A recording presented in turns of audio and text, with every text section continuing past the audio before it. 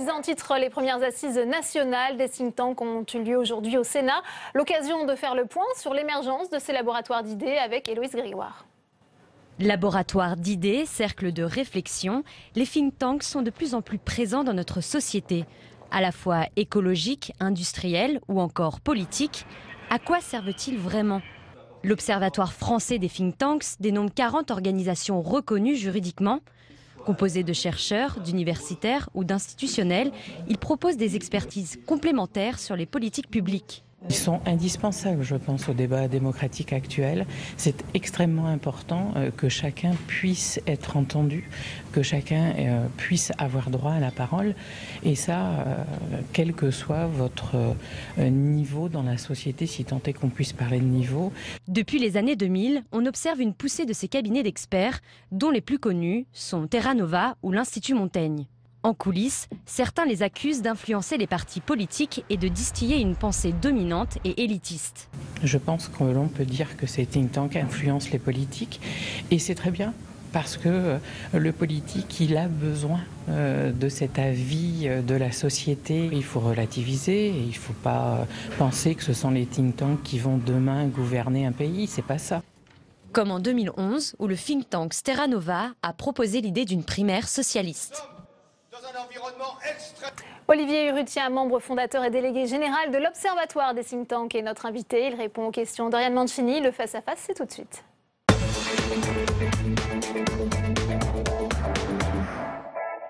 Bonjour Olivier Urrutia. Bonjour. Alors on l'a vu, vous organisez aujourd'hui au Sénat les premières assises nationales des think tanks. Quel en était l'objectif ? Écoutez, cet événement était pensé pour être consacré en fait à la réflexion, tout simplement. Donc les premières assises nationales des think tanks avaient pour vocation de mettre autour d'une même table, dans un même lieu, plutôt prestigieux et symbolique, consacré justement à la réflexion politique, des think tankers, c'est-à-dire des dirigeants de think tanks, et puis également des académiques, des politiques français et étrangers, afin, encore une fois, de, je dirais, faire circuler les idées. Alors la France compte un petit nombre de think tanks par rapport aux autres grandes démocraties.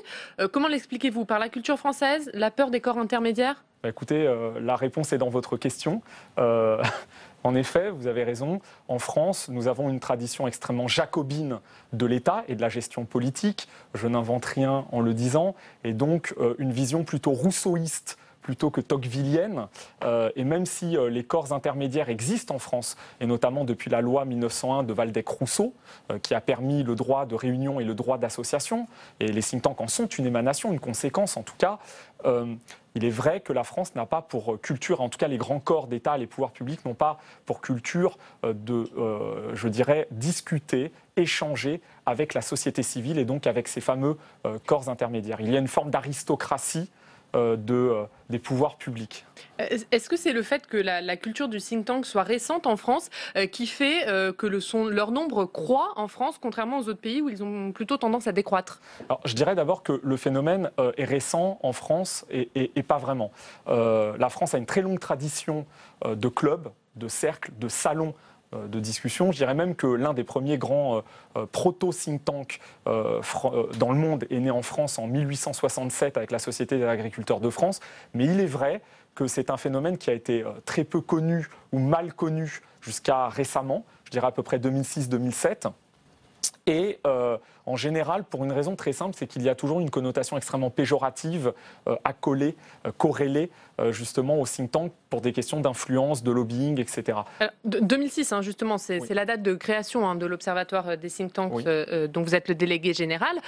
Quel en était l'objectif ? De mieux structurer ces think tanks ? Écoutez, l'objectif de l'Observatoire des think tanks, au moment de sa création, était simplement lié à un constat. Notre constat était le suivant. Les think tanks existaient déjà, en France notamment, mais aussi dans d'autres pays, et s'occupaient déjà de réfléchir, de produire et de diffuser des idées et des recommandations qui portaient sur les politiques publiques. Les politiques publiques sont un sujet d'intérêt général, et il se trouve que les politiques, c'est-à-dire la classe politique, mais le monde également de l'entreprise, tout comme le citoyen en général, n'avaient pas connaissance de ces organisations ni de leur fonctionnement.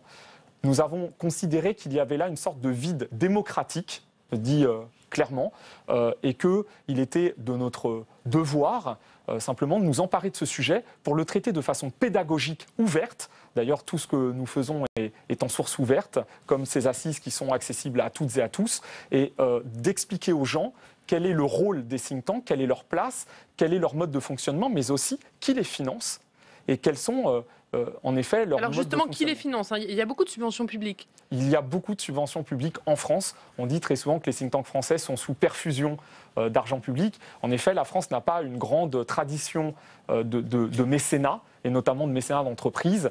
Et il est vrai qu'on consacre très peu de moyens, d'argent en France, à la pensée, à la recherche. Et donc la plupart des organisations françaises font appel à des subventions publiques. Je le déplore, oui, je le déplore. Je pense que ça laisse là encore un vide stratégique de la pensée en France. Et c'est sûrement pour ça que nous sommes très en retard par rapport à beaucoup de pays, notamment nos voisins directs. Alors, nous sommes à un an de l'élection présidentielle. Quel est aujourd'hui le lien en France entre think tanks et partis politiques ?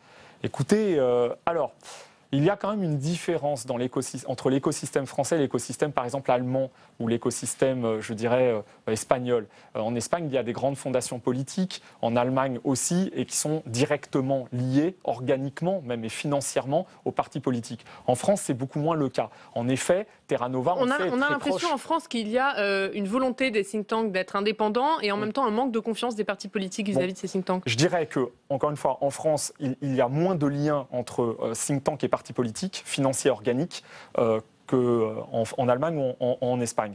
Vous avez raison de dire que les think tanks se réclament d'une indépendance, toute logique, puisque si vous voulez être crédible et audible, il faut vous réclamer d'une indépendance. Sinon, on pense que vous êtes téléguidé, télécommandé.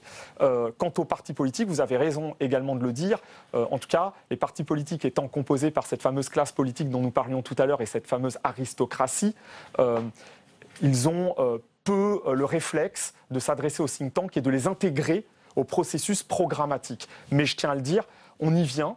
Les choses changent depuis quelques années de plus en plus. Et je dois dire que, par exemple, dans le cadre des conventions nationales du parti Les Républicains rue de Vaugirard, il n'est pas rare de voir parmi les sénateurs, les députés, les anciens ministres de droite, un certain nombre de représentants de think tanks qui participent aux travaux de façon tout à fait libre et ouverte pour apporter une expertise privée dans le cadre justement de la vie des partis politiques. Est-ce que dans la période actuelle, on connaît une crise des partis politiques, le rôle des think tanks va s'accroître ? Eh bien, je le crois également, oui.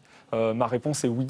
Vous avez une dépolitisation du politique en France et dans d'autres pays, et des partis politiques qui ont une vocation de moins en moins programmatique. Là encore, un vide de la pensée. Et donc, les think tanks occupent ce vide. Dernière question très rapidement. La loi Sapin 2 arrive au Sénat aujourd'hui. Elle encadre, entre autres mesures, les lobbies. Est-ce que les think tanks sont des lobbies ? Non, les think tanks sont différents des lobbies, mais les think tanks mènent des actions de lobbying. Ce n'est pas la même chose. Les think tanks font d'autres choses que les lobbies ne font pas, mais en effet, les think tanks peuvent mener des actions dites d'influence, donc des actions de lobbying. Merci beaucoup, Olivier Urrutia, d'avoir été notre invité. C'est moi qui vous remercie. Merci beaucoup, Oriane. Merci beaucoup, Olivier Urrutia.